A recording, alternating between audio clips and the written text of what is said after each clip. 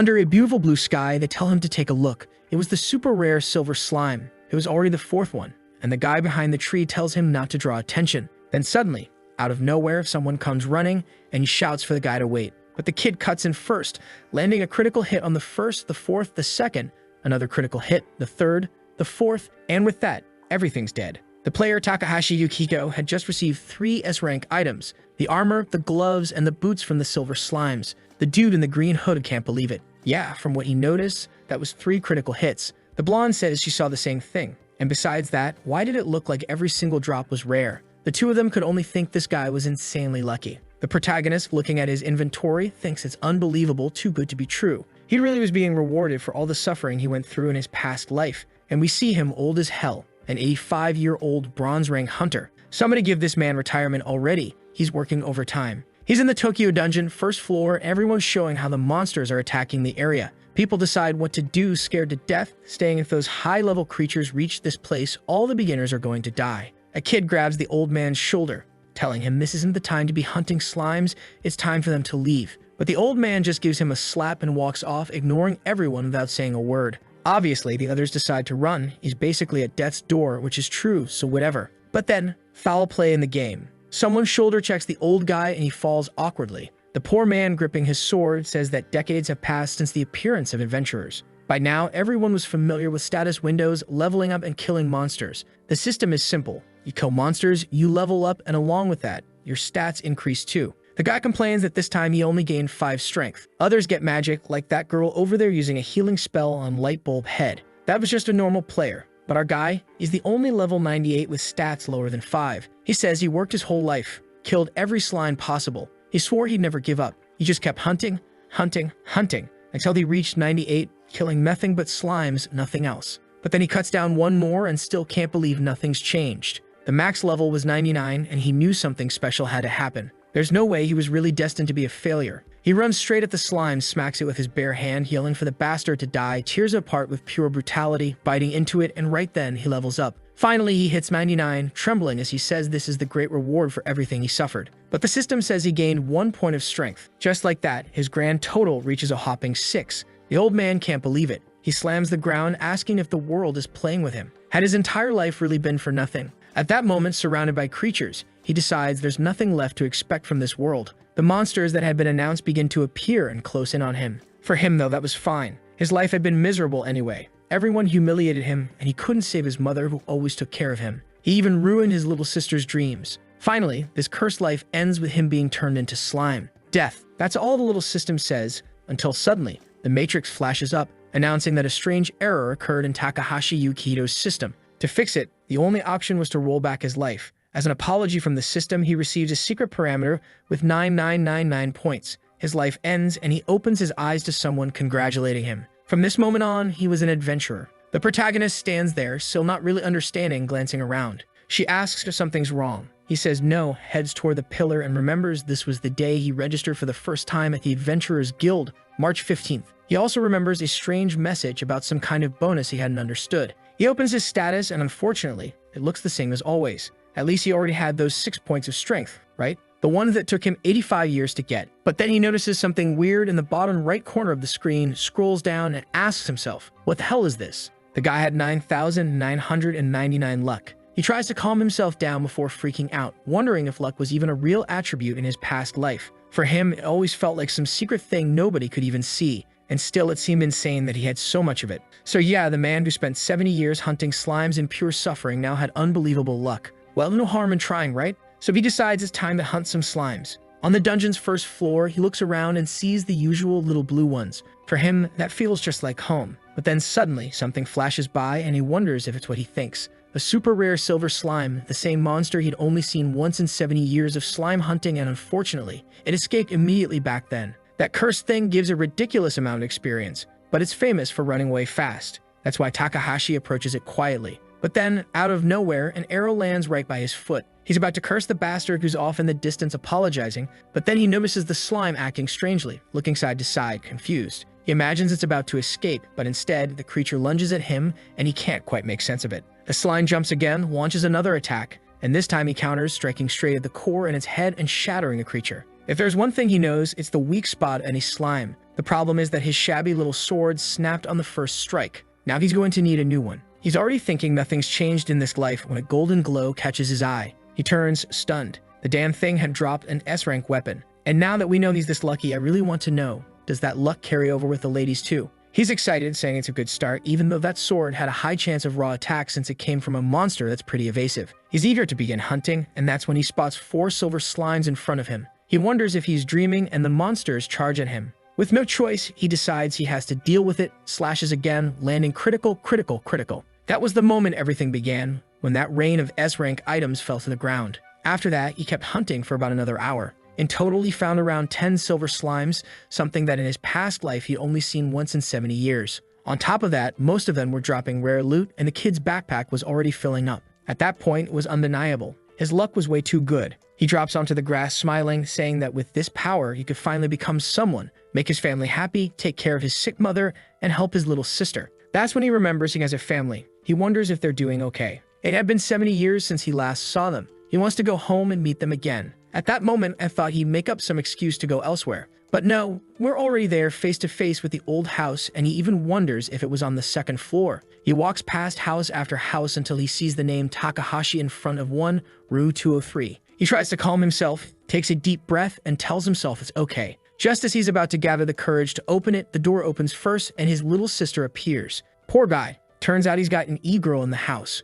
Someone cut that hair of hers before she heads down the wrong path. Still, he hugs Nozomi, who wants to know if this is some prank, if there's a camera recording why he's acting like that. Yukiko, though, just swears that in this life he won't let anyone take away what's precious to him. The big mouth already told his sister that he's got super luck, and she wants to know if that means they can save their mother. He says of course all he has to do is work a little harder, but hey, say stuff like that and the bad luck wave comes. Sure enough, the next day, he sold that mountain of S-rank items for a fortune. With the money, the guy went to an auction and threw down 10,000 cash on the rarest recovery elixir. Now we're at the hospital. Damn, talk about the kid. 200 IQ. That's a protagonist who actually uses his head. His mother, miraculously, looks like a normal woman. For some reason, lately I've been reading stories where mothers look like honest-to-God actresses. She asks how they're doing, and the protagonist says he's the one who wants to know how she's doing. Nozomi hands her some food, but she says they shouldn't be wasting money on her like that. Obviously, our boy tells her not to worry about money anymore and says he's got a little present. Right then, he pulls out the potion, and Nozomi says she's proud of her brother for making money in the dungeon and buying it. Their mom wants to know how he managed to earn so much money when he just became an adventurer. The rascal says he was lucky. At least he wasn't lying. And without ceremony, her mother isn't one to stall. She grabs it, says, "Hand it over." Damn it. Takes a big gulp and starts glowing, throwing out an era. They ask how she's feeling, and she says she feels light and can even breathe better. He celebrates immediately, and his sister high-fives him, and then he tells her to eat the pudding already. After the elixir, her symptoms ease. The disease stopped progressing, and she started rehabilitation. With that, the story ended, folks. See you in the next video. Just kidding. We're heading back home. But what more could this kid even want? He already did everything he dreamed of, damn kid. Being the Chad he is, as soon as his mom recovered, he put her back into her natural habitat. His sister is all happy, but he says it still isn't enough. That potion had only been a temporary measure. It couldn't cure the disease 100%. She wants to know what they're going to do, and he answers that they need an L-rank potion. Man, he's never even seen one. Doesn't L sound like some loser rank? The item's name is Elixir. Real creative, and his sister says she's heard about something like that on TV. Apparently only the top adventurers in the world ever managed to get their hands on one. The worst part is that it's a rare item that only shows up on floors below 50, meaning the stronger you get, the harder it is to find. Unless, of course, you've got 999 luck. And the other problem is that the item's non-tradable. He can't sell it to anyone. His sister realizes that means they'll have to get it themselves, and he says that's exactly it. Now Nozomi wants to know if he can even make it to those higher floors. He says normally it should be impossible. His death would be like a dog getting run over in the street. She flinches, but he explains that normally that's how it would go. After all, the potion he gave their mom wasn't just luck. He also had the knowledge from his past life. He knows where elixirs spawn because even though he couldn't climb higher, he always studied every floor. That cursed translator tricked me. Turns out the elixir only drops from monsters above floor 50. The exception is the floor 20 boss, the ancient golem. Obviously, the tough part about that monster is not only that it's hard to kill, but it's also hard to even find. On top of that, it's rare for it to drop the item, which is why almost nobody knows about it. In his past life, it only happened once. but judging by how things are going now, it shouldn't be impossible for him. Nozomi says he's got that guilty face like he's planning something shady and tells him to drink some water, saying she knows he can do whatever he sets his mind to. The protagonist explains that there's a chance, but first he has to prepare a few things, because there's always a more efficient way to solve problems. The first thing he needs, obviously, is high-quality equipment.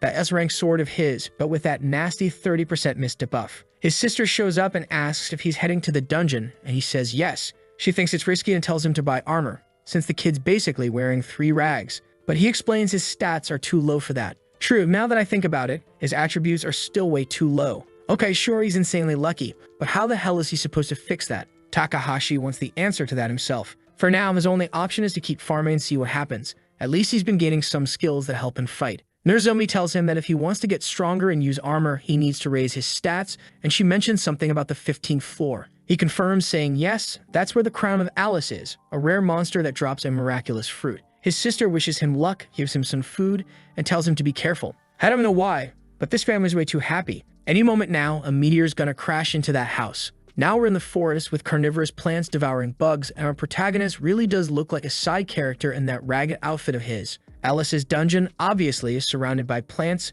and the biggest problem is that it's extremely easy to get lost there. The good part is, since it's one of the early floors, plenty of adventurers have passed through, and there's even a perfectly detailed map of everything.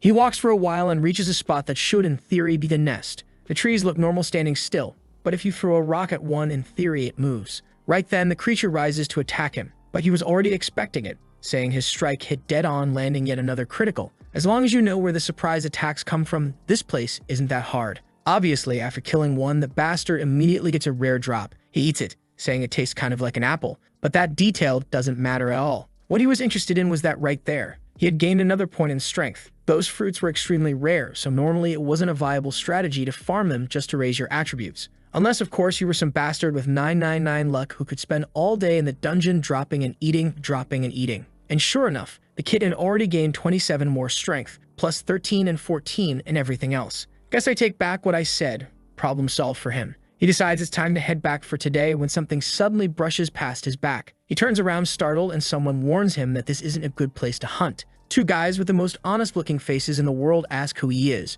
but Yukihito immediately realizes these bastards aren't adventurers at all. They're trackers. One of them, biting at his ankle, mocks that the spoiled brat with his expensive gear is done for. The other tells him to drop everything and get out if he wants to live. But then, out of nowhere, one of them is face down in the dirt. What just happened? The protagonist is thrilled because something activated correctly. The guy had used a technique called Bee Sting, something you only learn at level 25, so yeah, he was way above Yukihito. In theory, Bee Sting is an unavoidable strike, which is why it deals 30% less damage. But the protagonist had the Slime's Tear equipped, an item with a 1 in 3 chance to cut incoming damage in half. Since the strike already hit weak and then got halved, it basically did nothing. If it weren't for his luck, he'd have a hole in his stomach. But luck is the one thing he's got in spades. Now the short guy, barely a meter tall and fuming with rage, wants to know how Yamada got dropped by a single hit, and Yukihito tells him to surrender.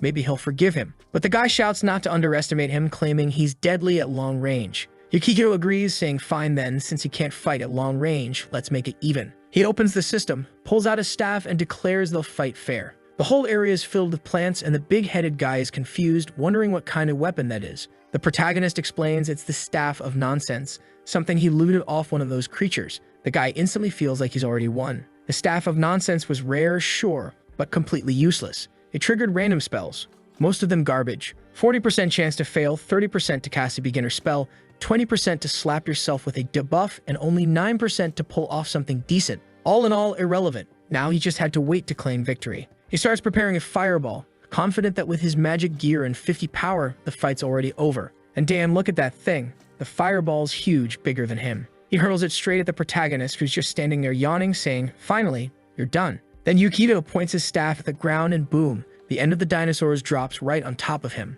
The protagonist just raises his arm, staff pointed to the sky, and suddenly his ball is way bigger than the other guy's. It crashes down and crushes him. The man can't take the hit, drops to his knees and tries to crawl away, stammering about how Yukihito managed to summon a meteor. But it's over. Another hit slams into his back, burning him completely, though in truth, he had already pissed himself before the explosion. The blast leaves a crater across the whole forest, and the poor guy's left in a state no one should have to see. The downside is he pushed the Staff of Nonsense so far it's shattered, Yukito sighs, apologizing to both the guy's soul and his chubby friend, saying unfortunately his luck was just too much. But then he pauses, remembering these guys were criminals. He couldn't just leave them lying there. So he grabs some branches, ties the bastards up, and drags them through the forest. The madmen delivered them straight to the police. It's true he was already heading out, right? He'd even managed to squeeze in an extra quest. The next day, he shows up at the guild saying he's looking for a mission, but the receptionist immediately tells him the police had already reported everything and congratulates him for taking down the bandits. As a reward, she rings a little bell, congratulates him again, and says he's now been promoted to silver rank. Yukihito is completely confused. How? How did all this happen? He hadn't done anything special besides clearing a single dungeon. In this world, reaching silver rank is no easy feat. It takes countless dungeons and years upon years of effort. You have to kill hordes of monsters and gather all sorts of items to contribute, only then are you allowed to advance. The receptionist explains that this is a special reward for capturing 2 members of the Red Arm. He knows exactly who they are, one of those crawler organizations that plague countless dungeons, and she tells him that because of this incredible contribution, he's earned the equivalent amount needed to advance to silver. The protagonist realizes that meeting those 2 guys and choosing to turn them over to the police instead of leaving their corpses behind had been worth it. It was almost as if he had made the best possible decisions. He takes the badge, and the woman says she's looking forward to his future achievements. This was perfect for him because now that he was silver rank, he could go as far as the 30th floor. And considering that the creature carrying the elixir he wanted was on the 20th floor, he finally had what he needed. Immediately, that's exactly what he requests. The woman, however, asks him to take it slow. He had just advanced to silver. Wasn't it too soon to go for the harder levels? He thanks her for the concern, but of course he's going to do it. He's thrilled, having ranked up much sooner than expected. Maybe it was another influence of his luck. As he's leaving the association, an old man stops him, asking for a moment of his time. Yukito asks what it is, and the man wants to know if he was the one who defeated the gangsters. Seeing the 2 idiots posted on the wall, the protagonist admits it. Yeah, those bastards tried to launch a sneak attack on him. Suddenly, the old man starts trembling, shining with tears in his eyes, and thanks the boy with all his heart. He pulls one of the posters down and says those scum had murdered his son. Not even the police had been able to find or stop them, but finally, they had been avenged. Yukihito says he didn't do anything special, he was just doing his job as an adventurer. But the old man breaks down crying, saying that now he can finally attend his son's funeral and tell him he was avenged. With that, the man walks away, while Yukihito realizes this is the first time since his previous life that anyone has ever thanked him for something he did in a dungeon. It was truly a different feeling. Just as his life was finally starting to improve, he remembered something painfully obvious. He had died an old man because the swarm of creatures that invaded Earth had been far stronger than most hunters. He wonders if there's anything he could do, but quickly comes back to reality. He had only just begun farming and growing stronger. There was nothing he could do about that yet. So he slaps himself back to focus. First and foremost, he had to make sure his mother stayed healthy. That was the priority. The scene shifts to a cave, tools scattered over a stone table, and a bald man slamming his fist, cursing. He can't believe those bastards had actually died. Now that other person wouldn't learn her lesson. On top of that, he wouldn't be able to pay the fee to his big brother. He grabs a dagger, glances at a newspaper, and vows that the bastard who ruined his plans would not get away unpunished. But then he suddenly calms down. He needed to be cautious. This guy had taken down 2 high-level fighters alone. At the very least, that meant he was strong. So he'd have to create the perfect plan first. And now the boy was out of luck, because his plans never fail. The next day, Yukihito is already inside the 15th floor, the solitary mountain. A place with narrow passages and dangerous terrain where many people ended up falling and struggling to finish because of it. On top of that, since it's so hard to navigate, it's a spot famous for bandits. But with the luck he has, he knows he won't fall. He digs his sword into the wall, jumps, launches himself upward, and reaches the top of the mountain, only for an eagle to swoop at him. The plan is to keep leveling up until he's strong enough to challenge the 20th floor. He kills some armadillos, focusing on numbers, wipes out a few Pokemon-looking beasts, slays some bears, and of course he's always gathering piles of items. Meanwhile, the guy who wants him dead is watching from the shadows. The bastard can't believe it. Using nothing but a slime sword with no armor, Yukihito is soloing everything. Without a doubt, this has to be him. But he never expected the kid to show up right in his territory. He needs to calm down. No point attacking now. All he has to do is wait for the kid to let his guard down. Later at night, a protagonist lights a campfire, and the stalker realizes the brat plans to stay in this dungeon for a while. That sparks an idea for how to ruin Yukihito's life. He runs off, remembering the ecosystem here. First, he hunts down the eagles, making sure they can't kill the other insects. Then he gumps tons of food for what look like shadow grasshoppers, which begin to evolve, devouring every other monster and spawning even more. They keep multiplying, and by the 4th wave, he's sure the plan is flawless. It'll all look like the common fate of an unlucky adventurer, sworn and killed by monsters. Seeing the absurd number of creatures multiplying, he grins. Then he sprays them all with insect repellent. Immediately, the bugs scatter, crawling upward and sideways in a frenzy. Looks like this guy's some kind of insect tamer. The monsters completely ignore him. Meanwhile, the protagonist is just farming honestly, lucky as hell, minding his own business, when he hears a strange noise. He looks back and sees a storm of monsters closing in. Those damn death locusts are coming in numbers he knows he can't handle alone. He quickly sheathes his sword and bolts. He needs to find other people to help him deal with this. At that moment, he remembers a conversation he overheard in his past life. Some adventurers talking about this dungeon, about a certain cave that made everything easier. He recalls the map and heads straight for the mountain that seemed to match the description. No time to hesitate. He slides in, lands on top of a golden toad, crashes against a wall, and shouts for help, hoping the panic will draw someone out. No answer. The monsters are coming, so he smashes the wall apart by force. And inside, oh damn, it's full of gagged hunters. Clearly, he stumbled onto their hideout. Everyone's staring at him, and he asks if he's just found some weird hunter fetish den. They all shake their heads, and he says he figured as much, then starts cutting them loose. The rescued hunters cheer, saying everyone thought they were dead. Yukihito asks what happened. Pointing heads says they were attacked by trackers. The girl with glasses explains they were knocked out with some abnormal item. Another guy adds that they weren't killed. It's because they were meant to be sold. And the redhead without pants says they were probably destined for human trafficking. Taking all this in, Yukihito is sure now. This is the tracker's nest. That old method from his past life of earning easy points doesn't matter anymore. He starts piecing things together, remembering that in the future the police raid this place. Literally, a whole squad storming in. What could they even do against hunters? He doesn't know, but somehow, they managed to stop the trackers. And to make sure that place wouldn't be used like that again, they eventually turned it into some kind of little diner or something along those lines. But Yukihito had discovered everything before the police even had a clue. Obviously, he didn't remember much about other people, since he'd spent 70 years doing nothing but hunting slimes. The problem was this had come out of nowhere, and now he had to make use of the people trapped there. That's when he tells everyone to listen up. He knows it's sudden, but a storm of death insects is heading their way. Everyone looks outside, sees it for themselves, and immediately starts asking where they came from and why there are so many. Events like this aren't uncommon. They're called monster panics, but usually they're never this overwhelming. Yukihito tells them they don't have time to understand. If they want to survive, they'll have to cooperate with him. The group is uncertain, but the Mohawk guy says with that many creatures, there's no chance of escaping. The brown-haired girl argues it's impossible anyway. They don't have weapons, armor, or the means to deal with this. The gray-haired one agrees, saying they lost everything to those damn trackers. But if there's one person with a full inventory, it's Yukihito. He tells them not to worry. With a swipe from his menu, a rain of items pours out, and he tells them to take whatever they need. They're confused, wondering why he's giving all this away. He says not to worry, they can even keep the stuff. Everyone's stunned. The items on the ground are all rare or above. How could someone be carrying so much gear like that? Now some of them start getting suspicious. No one has ever heard of this guy's name or seen him at the higher ranks, but there's no way a normal adventurer could have this much. Still, without making a fuss, everyone starts picking up gear and equipping it, saying now they got what it takes to fight. One guy puts on a horn helmet, a girl equips some outfit that looks like it's made to cheat on her man, while the blonde kid is amazed by the sword he got. The girl with glasses asks Yukihito if he's sure they can keep such rare items. He says yes, but in return, they'll have to follow his every command. They still look a little uncertain, but considering everyone's now glowing and pumped with new equipment, they agree. The horned girl says she'll nail the shots,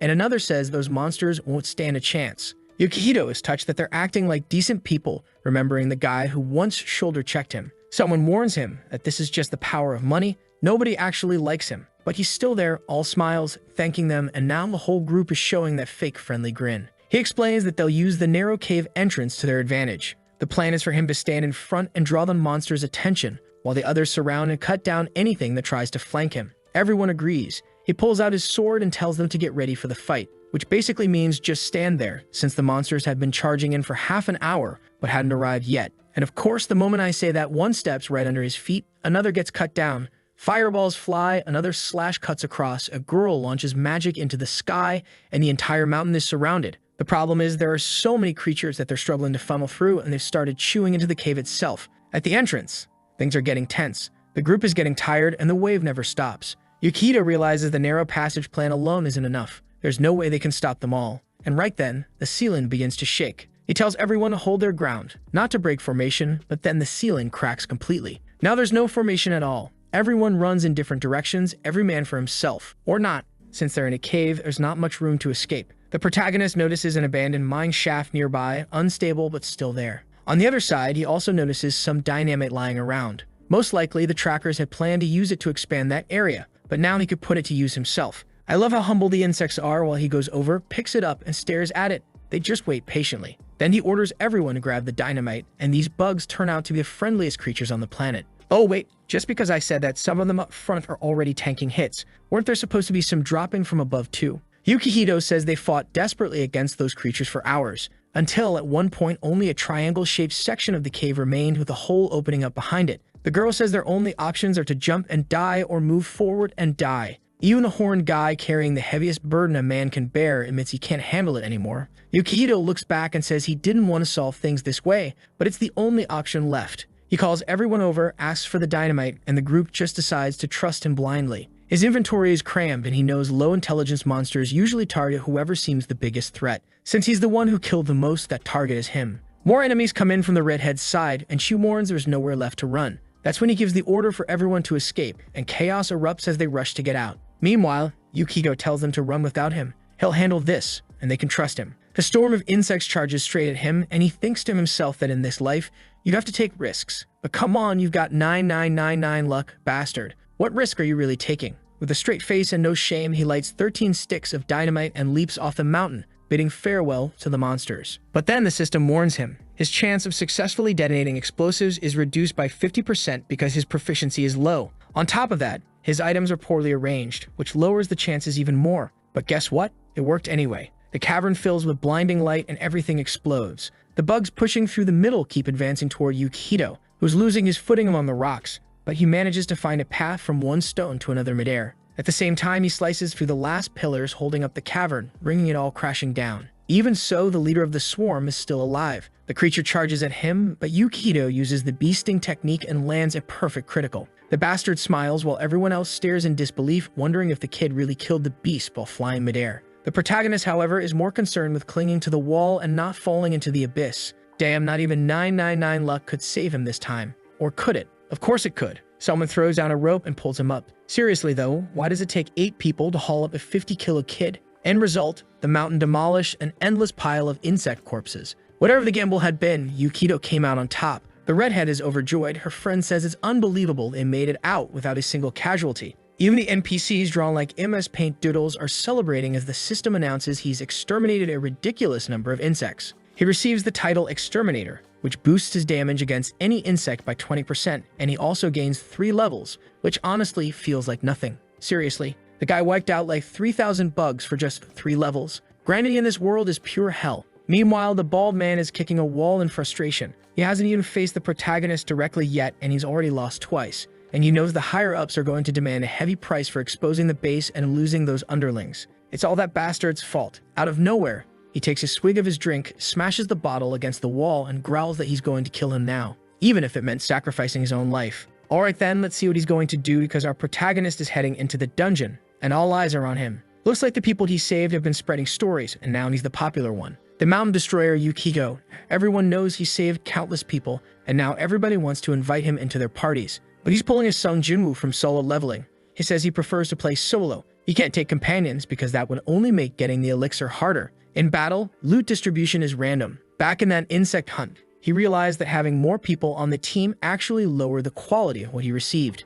Unfortunately, as amazing as his luck was, it wasn't omnipotent. So his plan is to go it alone. Next thing we see, he's at home surrounded by a banquet. Arigatou gozaimasu. His mother and sister are all smiles. That nostalgic feeling of happiness fills in the room, while his sister says she knows he's heading for the 20th floor and her mother worries. Only 15% of people make it through and the death toll is high. The protagonist tells her not to worry, he's the real deal, while his mother pleads with him not to push himself too hard. He remembers her sniffing the towel and says he's more concerned about her health than anything else. His sister thanks him, his mom laughs, and they all start eating. He gulps down some water, says he's off in search of the elixir, Arigatou again, and now we're finally at the 20th floor dungeon of the pillars. Explain this, 50 frames of him eating and chatting with his sister, and then suddenly he's in the dungeon, sprinting through and slashing everything in sight. The creatures there are inorganic types. They have no mercy for adventurers. If they get the chance, they'll kill you instantly. He's running when a gargoyle swoops from the side, but he whips around and lashes out with his sword. He keeps charging deeper until he finally stands face to face with the golem.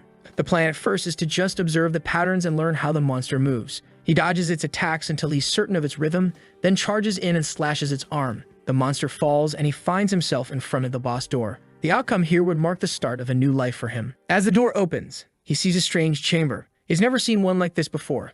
Something in the center, and once you enter, the door seals shut. At least the cursed statue isn't here laughing at him. Just the ancient golem, the bastard guarding the elixir. The 24 boss, armored and devastatingly strong. But Yukihito steps forward, knowing all it has are those stats. Its speed and patterns are predictable enough to handle. His plan is to land a direct strike right in the core. But wait, what's that bald guy doing there watching our protagonist? I don't know if it's his doing, but suddenly a second golem appears. Oh, so the bald guy slipped in, activated his own golem, and left Yukihito facing both. Absolute bug abuser, get back here so I can report you to the GM. Yukihito knows no beginner survives the 20th floor. This man deliberately turned it into a double dungeon. A knife comes flying and he blocks it, certain now that none of this is coincidence. The bald guy with the wide earrings notices how sharp the kid's reflexes are. But with multiple precise attacks and 2 golems against him, survival seems impossible. Only an idiot would challenge a boss that requires 4 people alone. The plan to force another golem spawn was perfect. Being a level 52 thief, it was easy for him to conceal a monster's presence.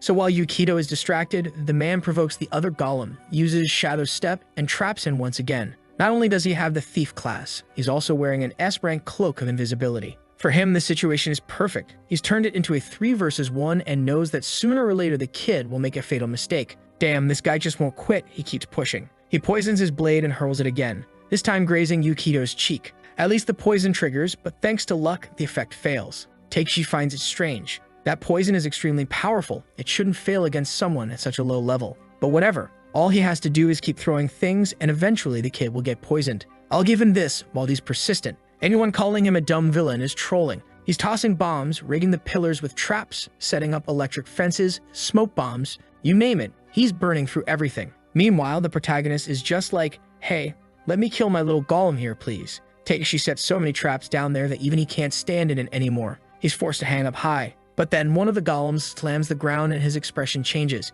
Yukihito asks if he's done with all of his cheap tricks yet. Right then, Takeshi realizes maybe the kid knew everything all along. As Yukihito picks up a dagger from the ground, he calls him out to come down and join the fight. Things are more interesting here. Takeshi is shocked. How did the kid even locate him when he's cloaked with invisibility and using the thief class? Yukihito explains that the basic ability of warriors is intuition. For him, that kind of thing doesn't work. Takeshi isn't dumb. He says with Yukihito's low level, intuition alone isn't nearly enough. Obviously, the protagonist probably just got lucky. But Yukihito smirks and says, so what if I'm lying? What are you going to do about it? Leave the room. At that moment, Takeshi decides enough is enough. He unsheaths 2 daggers and charges in. The protagonist blocks him straight up and throws him back, declaring that now they'll see who's the last one standing. I saw someone comment on this, and I've got to agree. Considering this is a Chinese story, isn't it missing a towering giant girl? There's always one of those powerhouses in Chinese works. But nope, no giant girl, just a bald guy getting tossed across the room, wondering how Yukihito spotted him with nothing but low-level warrior intuition. But Yukihito knows the guy will never believe it. The truth is, intuition really is the basic skill he received, and it works through probability. And probability changes completely when you've got his kind of luck. His minimap shows absolutely everything. The traps, the pillars, the monsters. Where Takeshi is, everything he set up. The thief pushes forward, admitting the kid is impressive for such a low level. Yukihito thanks him for the compliment, and the honest back and forth continues while the golems loom nearby. Takeshi is losing his mind, saying that with his agility, it's only a matter of time before Yukihito gets nailed by a clean strike. And sure enough, he lands one, stabbing into the protagonist's arm. At least Yukihito manages to resist the paralysis. Takeshi even praises that, asking how the hell he keeps resisting abnormal status effects. Yukihito slips to the side, trying to come in from behind for a strike, but Takeshi isn't slow. He dodges, of course. Then Yukihito activates Beast Sting, an attack with a guaranteed hit rate, but the bastard counters with Butterfly Dance, dodging everything and creating an illusion. Takeshi explains that the only way to escape a guaranteed hit is with perfect evasion. He sends 2 more strikes Yukihito's way and one connects with his leg. Takeshi grins, it's just a matter of time now before the boy collapses. And then right on cue, the golem fires a laser. But since Yukihito had just taken a hit to the leg, he stumbles into a crouch, dodging the blast by accident. Takeshi laughs, shouting that this is the 20th floor, full of surprises. He keeps dodging the boss, dodging the kid, waiting for the moment when Yukihito will eventually get exhausted. He lunges for another strike and Yukihito blocks, trying to think of a solution. And right then, he feels a strange pain. He got distracted from the minimap and stepped right into one of the traps. Takeshi cheers. Finally, the boy fell into one. Now it's time to finish this business on the 20th floor. He unleashes his sharp scorpion strike. The protagonist tries to block, but he's thrown back, slammed into the wall. Damn, I thought this was going to be easier. The kid's really struggling, and the bald man steps forward, bloodlust in his eyes, saying it ends here. The protagonist screams desperately, then suddenly shifts his expression, saying he was just kidding. He presses a block on the wall, and Takeshi is trapped inside a glowing purple orb. Takeshi realizes it's a gravitational snare. The worst part, he can't even open his mouth properly to speak. The pressure is too much. Yukihito tells him he's an idiot for charging in during a boss fight. When he turned this into a double dungeon, the way the dungeon worked had changed. He calls it shameful that a high-class thief didn't notice the traps the bosses had set. Takeshi screams that it's impossible. How could this bastard warrior notice what even he couldn't? And then the boss lands a brutal strike, knocking him straight out of the grabby field, slamming him into the wall. His body crashes down, blood pooling, and the two golems grab him together, smashing him to the ground again. I thought he'd be ripped in half, but judging by the limp body and the spreading blood, that's the end of him. He dies wondering how it's possible, while Yukihito smiles and says it's the intuition of a warrior. He adds that if the guy is still alive by the time he finishes with the boss, he'll hand him over to the police. I don't know if that's good. It makes the protagonist look like some noble guy, when I personally like the villains. But at the same time, with his ridiculous luck, he'll definitely be rewarded, so maybe it's worth it. But wait, I spoke too soon. The bald guy stands back up, laughing, telling Yukihito not to mess with him. At this point, both of them were going to die there. He straps on a vest packed with dynamite,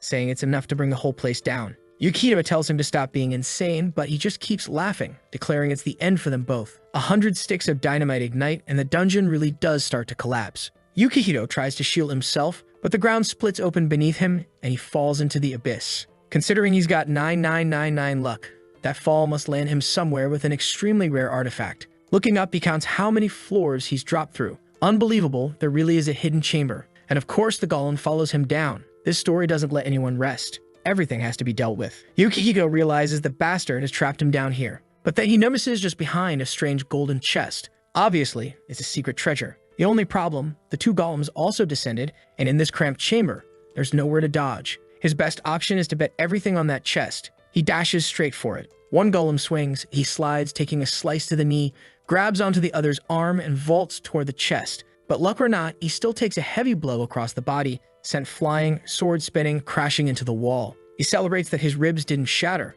only to realize another hammer strike is already coming. He sidesteps desperately, nearly avoiding it. No, actually taking the hit. Damn, the kid's legs are turned into spaghetti bolognese. Take it easy, Golem. My boy's supposed to be the lucky one. How are you supposed to survive something like this? He's pounding the ground himself, wondering what kind of hell this is. The pain is excruciating, he feels like throwing up, but he refuses to give in. The chest is right there, and bam, another crushing blow. Now he's looking way too much like Sun Jinwoo. Still, he thinks back to those 70 years of pure agony and tells himself that was worse. Even without legs, he drags himself toward the glow, saying he won't give up now, and opens the chest. With his luck, this bracelet had to be ridiculously overpowered. He smiles at the item just as one golem comes at him from behind while the other charges up a laser. He slips it onto his arm and says it's not over yet. The item he received was a teleport bracelet. And guess what it does? Obvious. Teleports him. But it's random, not fixed. Of course, like always, there's some activation probability nonsense. Oh no, the chance is down 35%, it's only 15%. But wait, he's got 9999 luck.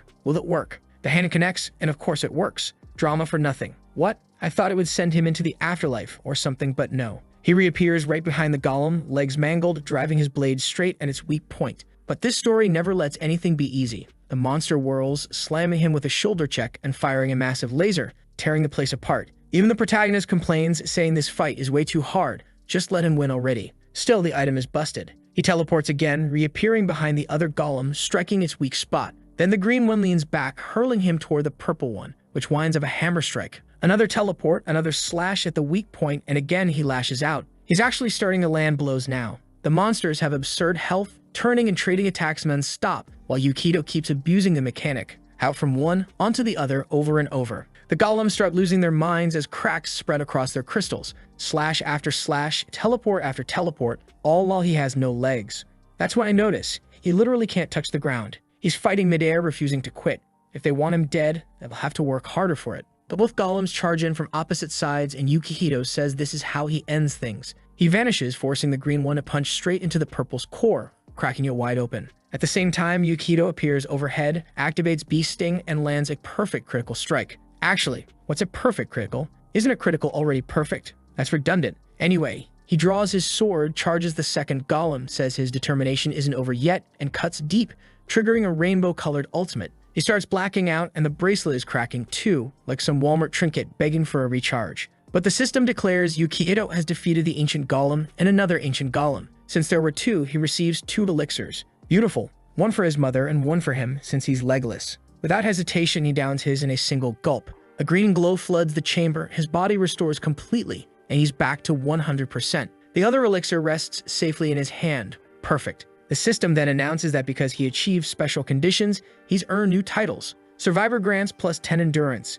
Giant Slayer gives plus 20 strength, and Champion of Justice adds plus 10 dexterity. He stores them in his inventory, smiling it's time to leave. With a sequence of leaps and teleports, he climbs out of the pit, but when he reaches the surface, the bald bastard is gone. Well, not gone, he blew himself up with 100 sticks of dynamite strapped to his chest. That's how it works. Nothing left of him. At least I hope so. At least now he had that S rank item, and the kid was proud, opening the door and saying this stage was complete. After that, he went straight to the guild, reported everything that happened, and even showed them the cloth he recovered. The receptionist immediately rushed out, calling the guild master, who came to thank him and asked if he'd be willing to do an interview and all that. But Yukihito couldn't care less. He just wanted to bring the elixir to his mother. Adios amigos, tengo cosas mayores que hacer. On the streets, though, things were different. Everyone recognized him now, even a billboard with his face plastered across it. He arrives home, opens the door, and his 2 girls are right there. He shows his mother that he brought her the strongest vodka of them all. At the hospital, the doctor confirms it. Yuki's illness is completely cured.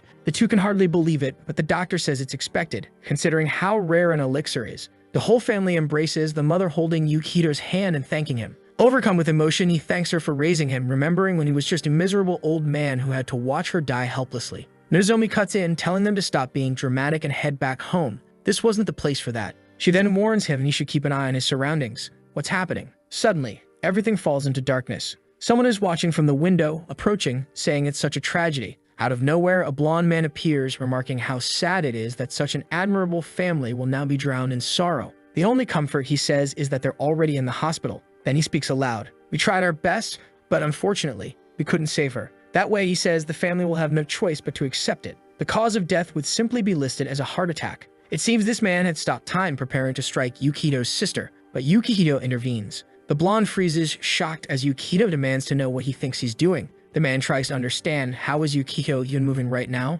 and the protagonist presses him, demanding he explain why he's here. That's when recognition dawns. This man, at least in theory, is the great hero, the most powerful adventurer ranked #1, the man the world depends on to be its savior. The blonde smiles, confirming it. He introduces himself, Oyama Cosmo Light, occupation, hero, rank, LGBT, just look at the badge. Yukihito asks why he's attacking Nozomi, but the hero insists he's the one asking questions. He wants to know why Yukihito can move inside the void barrier. That should only be possible for someone who has already experienced death. In other words, there's only one explanation. Yukihito must also be a regressor. Hearing this, Yukihito immediately guesses the man is on his second life. Light admits it, then explains that since they're both in this situation, the solution is simple. He's only here to eliminate the risks that could destroy the world. Yukihito doesn't understand. What does his sister have to do with the end of the world? Light explains she's one of the factors through the negative influence she will create in her future husband. Yukihito remembers the man who was supposedly destined to marry her and doesn't understand. Light clarifies that this man is someone extremely important on a global scale, and the collapse of his marriage will trigger such negative consequences that he'll abandon dungeon expeditions, monsters will go unchecked, and the world will suffer. So Nozomi, indirectly, would be the reason, and that's why Light says she has to be removed. He only wants to know if Yukihito understands his explanation. But Yukihito tells him the past is not the same as the future, which makes sense. He's already changed things. He paid off their mother's debts, meaning Nozomi will never be forced into prostitution and will never meet that man. That alone means the future has shifted, so there's no reason for Light to kill her. Light nods, but then says that unfortunately, instead of relying on theories, it's easier to simply act now and erase the uncertainty. The protagonist says he won't let that happen, while the blonde man asks him please not to act this way. He didn't want to kill the boy. He insists he's only doing this to save people, so why won't Yukihito accept that her death would reduce casualties? Yukihito tells him to get out of there immediately, but the blonde replies that he has an idea. If Yukihito wants her to live, he'll have to defeat him in battle. The protagonist asks why, and the blonde says it's because he wants to see just how special Yukihito really is. Yukihito warns him that he'll regret this, but the blonde only laughs, pulling up his status window, everything over 3,000, saying he's far beyond what the kid expects. Seeing that, Yukihito immediately knows he doesn't stand a chance. The blonde steps closer, telling him he must understand by now that he isn't strong enough to protect her. He explains that the rules of this world work the same as in the other one, something a regressor should already know. Activating the aura on his sword, he asks, will the sister die or will Yukito fight? The poor kid hesitates. The chance of victory is almost zero. He could try to run using teleport, but that would only buy time. He'd have to stay glued to her side 24 hours a day and wouldn't be able to level up. With no better option, he says he'll fight. Light thanks him and tells him not to be afraid. He doesn't expect Yukito to win. All he has to do is survive the void barrier for 10 minutes. But that wouldn't happen inside the hospital or else the place would be destroyed. Light steps through the window, saying they'll change the setting. Yukito has no choice either. He leaps out, swearing he'll protect her. In the courtyard, Light says this will do, while Yukito nervously asks him to take it easy. Light agrees, saying he'll start gently. But with a snap of his fingers, 5 magic circles appear, unleashing a full barrage of attacks at once. The protagonist shouts that this is not taking it easy, while the blonde just smiles. He summons clones, saying Yukito will have plenty to deal with. Then he charges forward with them, calling it the bare minimum. Yukito dives into his inventory, activating 2 substitute dolls. They absorb Light's strike, though he's thrown back. Light compliments his preparation, but warns that pure defense won't keep him alive for 10 minutes. That's when Yukito pulls out the Staff of Nonsense, conjuring a meteor, declaring that he knows exactly how to handle this. Since items can be used simultaneously, he's got his own advantages. The meteor crashes down right on the so-called hero, but that short blonde brat survives unscathed. No way was this guy taking real damage. Just as expected, he steps out of the smoke, explaining that his regression gave him the void barrier skill. And judging from that meteor being cast through the staff, Yukito must have some kind of ability tied to luck or probability manipulation. The protagonist notices the clones disappearing, stunned that the blonde figured it out so quickly.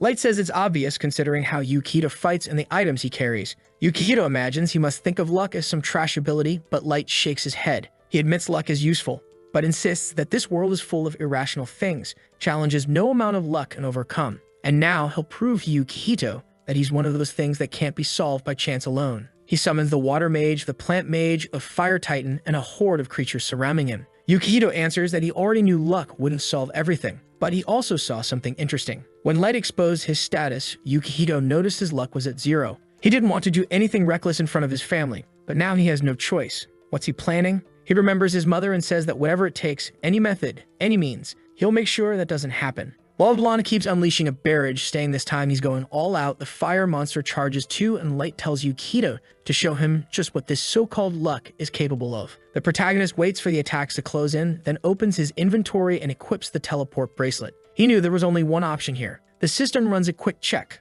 Success, and he vanishes. I thought he was about to pull off some insane play, but no. He just teleported to run away. What the hell? After all that buildup, he just bolts. Light chases after, flying, commenting that the item in the boy's hands is very convenient, though it's a shame his own flight magic is more than enough to catch up. Yukito teleports again, saying he's curious to see what Light can really do. The protagonist throws himself into the middle of innocent bystanders and declares that if Light is really a hero, then he won't kill these people. Crazy move, but Light closes his eyes and admits that yes, he is a hero, and his duty is to protect people. Hurting them would be an unforgivable crime. He snaps his fingers, stopping himself from using high-scale magic. For real?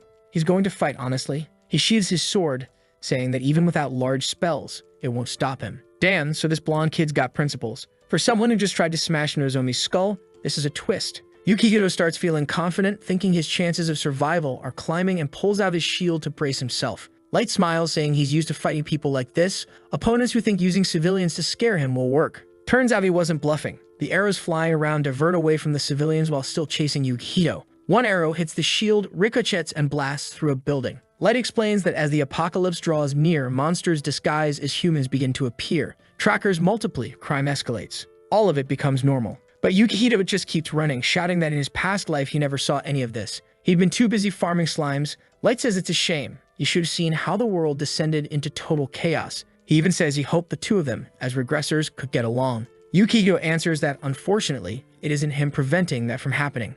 He blocks another strike, gets blasted into a wall, and slowly forces himself up, admitting it's getting tough to fight in such a tight space. Light starts to say something, but Yukito grabs a skateboard lying nearby and bolts, pulling tricks on the way out. Light just laughs, saying it's funny he actually thinks he can escape. He conjures a wall of light across Yukito's path, cutting him off, and the moment Yukito stops, Light appears behind him, ready to strike. Yukito glances to the side, spots a pillar, and mutters that the timing is perfect. He kicks it, sending it crashing down, saying now it's time for a counterattack. Light looks alarmed, not because he's about to be crushed, but because behind him sits a civilian's car. He's forced to stop the collapse. Yukito praises him, saying he really is a kind hero. Light answers that, of course, saving people is what he does every day. That's when Yukito says he wants to see just how much he can really protect. Sparks erupt, surging through the city grid, water bursts from the ground, explosions ignite. What the hell? Is the protagonist turning into a terrorist now? Light is calmer than he is. Still, he's forced to summon a dinosaur to douse the flames with water, while Yukito declares it won't be enough. Trees in the entire street are ablaze, the ground splits open into a crater, and Light can't understand how everything is breaking at once. He has no choice but to summon the other spirits, rushing to save the people falling, the cars being dragged down, everyone about to die. The protagonist tells him not to forget about him, but the blonde insists he should stay back. He's got too much to handle. Besides, are none of his attacks working anyway? Yukito admits it's true. He can't deal any real damage, but that doesn't mean he can't interfere. He slams his shield into Light, knocking him off balance, and Light stumbles, shouting, "What the hell are you doing? Do you want to get people killed?" Yukito just tells him to take a trip to the sewers. Light tries to hang onto the edge, but Yukito slices him, sending him falling straight into the filth. Light says the kid makes no sense at all, but Yukito points his staff, warning he could drop a meteor on the city at any moment. Finally, Light gives in, saying fine, he accepts. He's lost this ridiculous duel where he wasn't allowed to kill anyone. He explains that everything went wrong because of his own misfortune. For some reason, he's always caught up in bizarre accidents. That's why Yukito's desperate defenses kept ending up destroying the entire city. The absurd clash of Yukito's overwhelming luck with Light's endless bad luck created the catastrophe. Light admits he's impressed the kid knows the city so well. Yukito replies that he remembers exactly how everything here happened, what exploded, and why, because he lived through it when he lost his family. He doesn't care if that was enough to calm the blonde down. Sweetly, Light says yes, but adds that Yukito will have to accompany him for a while. The void barrier would disappear soon, and Light needed to fix everything, something Yukito couldn't do. He also tells him to get back to the hospital to stop the disaster of Cursorborn. Maybe that's the name of Nozomi's supposed fiancé? The protagonist is confused. Light clarifies that he's talking about the disaster that will strike the hospital. Since Yukito is a regressor, he should already know. But Yukito insists he has no idea. Light frowns, thinking he's joking, but Yukito stays serious. He really doesn't know. Light says it's impossible. How could a regressor not know? Yukito explains he spent 70 years doing nothing but hunting slimes. Light deflates, telling him he'll have to come up with a plan. "What are you thinking of doing?" he asks. The protagonist admits he has no plan. He doesn't even know how this is supposed to work. So Light decides to explain. When the void barrier drops, Yukito needs to run straight to the hospital. Once he's there, he'll start to understand. Yukito still doesn't, but Light just tells him to follow orders and says he'll return soon. But he warns him not to do anything reckless or the consequences will be severe. Damn guy went on and on, said a bunch and explained nothing, then left. With no real choice, the protagonist uses teleport and the city resets to normal. Just then, the doctor tells Yukito's mother that she'll now live for many more years. She thanks him, standing up while Yukito stands quietly, lost in thought, trying to piece together what the blonde said, what might happen to the two of them, and what this hospital disaster could be. Just knowing danger is looming over them makes him feel sick. He decides he has to get them out as soon as possible. His mother asks if they should bring some food, but he says no. It's best they head home immediately. Once he gets back, he'll prepare something for them himself. He urges them to go quickly and be ready. They find it strange, but agree and leave. At that moment, Yukito decides to investigate and figure out what's about to happen. He heads into the bathroom, puts on the cloak he took from Tegshi, the S-rank invisibility mantle, and tells himself this must be something no one talks about, something hidden in a part of the hospital only a few can access. He opens the door to leave, and a patient nearby jumps in fright, wondering if a ghost just passed by. Inside the elevator, he keeps wondering what this Cursorborn disaster is supposed to be. Light had said everything would become clear once he saw the first signs. Now here he is, in what looks like the morgue. A threat capable of leaving a scar on history should be something on the level of a disaster-class creature. But when he checks his radar, nothing. Right ahead is the morgue door. He slowly steps inside. The smell of death lingers in the air as he approaches, trying to figure out what's about to happen. He paces back and forth, searching for clues, but finds nothing. Then, when he opens the system menu, he suddenly feels something strange. One of the corpses begins to rise. Not just one. In fact, all of them start standing up, moving toward him.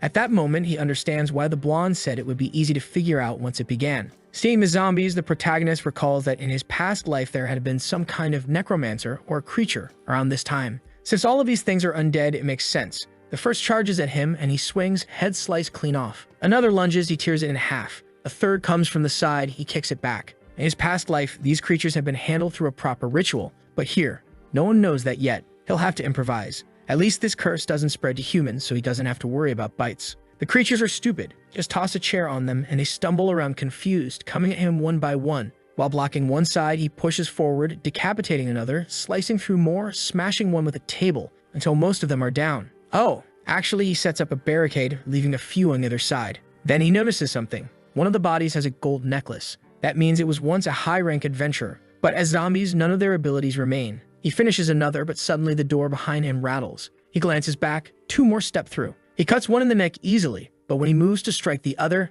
he stops. The system isn't marking her as a red enemy, so she isn't dead. The woman, looking half dead, begs him not to cut her. She isn't gone yet. Yukito is startled, asking if she's one of the workers here. Unfortunately, she can barely speak. She isn't a zombie, but she's already cursed. Without the right tools and items, she won't survive. Now he hesitates. The easiest path would be to ignore her and just clear out the zombies behind the barricade. But he isn't someone obsessed with efficiency or speedrunning through everything. So he pulls out his portal. Off he goes to a merchant, an alchemist, even to a prayer hall to grab a book. He reads up in the city and returns. The woman is still collapsed there. Looks like the teleport also freezes time, but from the purple spreading on her fingers, the curse has advanced. He takes a drop of her blood, puts it in a vial, and begins mixing all the items he gathered. According to the text, it's just a matter of combining them and beginning the ritual. Guess what happens? With his poor skill in sacred medicine, the chances of success are almost non-existent, 1% at best. And yet, of course, it works. He kneels beside the unconscious woman, places the vial at her lips, and lets the liquid flow.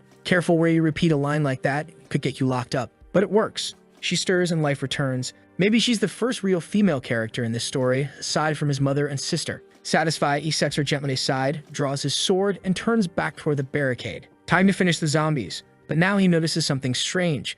The barricade is far too quiet. No wonder this woman was still alive. When he checks, some of the zombies are merging together into blobs of black sludge. The bodies look like they're being absorbed, turning into one massive creature with countless arms and a skeletal head. The protagonist wonders if slimes weren't supposed to be the only monsters that absorb things so easily. Apparently, the curses placed on each body had all pooled into this one. This was the price he had to pay for not killing every single zombie earlier. That blonde bastard would laugh at how inefficient he'd been. But he saved that woman so he doesn't regret it. He charges forward as the monster lashes out with its tentacles. He swings and slices off a head. Too easy, right? Of course the thing's still alive. It strikes again and he cuts another head. Dangerous as hell, but there's no other choice. He keeps chopping them off. 3, 4 more go down and he thinks maybe it's handled. But the creature keeps growing, sprouting even more, glaring down at him. And not just that, it's pulling in more corpses, regenerating as it goes. Yukito can't believe this. Why is this zombie so busted? They're supposed to be brainless fodder. Worse, no matter how many heads he cuts, it's not faster than the monster regenerating.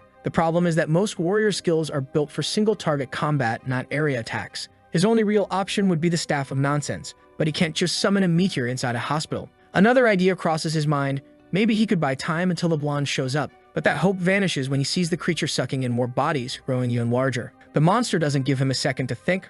More tentacles slam down, forcing him to dodge while the entire room shatters around him. He knows he has to kill it quickly before it becomes unstoppable. That's when reality hits him. He just got promoted to silver rank. He's nowhere near strong enough to finish something like this in a single strike. Scrambling for solutions, he remembers the medical supplies piled in the corner. Blocking another attack, he racks his brain for any recipe, spell, or trick that might help. Suddenly, an idea sparks. He could craft something. He rips the legs off the stretchers, shaping them like pipes. The monster smashes down again, and he mutters about how damned impatient it is. He tosses another stretcher into his inventory, grabs a piece of metal, and readies his shield as the thing lunges. Dodging to the side, he pulls out the book from earlier, flipping through until he finds a recipe for black powder. The problem, he needs potassium nitrate, sulfur, and charcoal. Where the hell was he going to find those? The easy solution would be teleporting, but he's already running on empty and needs to recharge. So he decides to improvise here. In the corner he spots wood, he can turn it into charcoal by burning it. He throws it into the alchemy pot.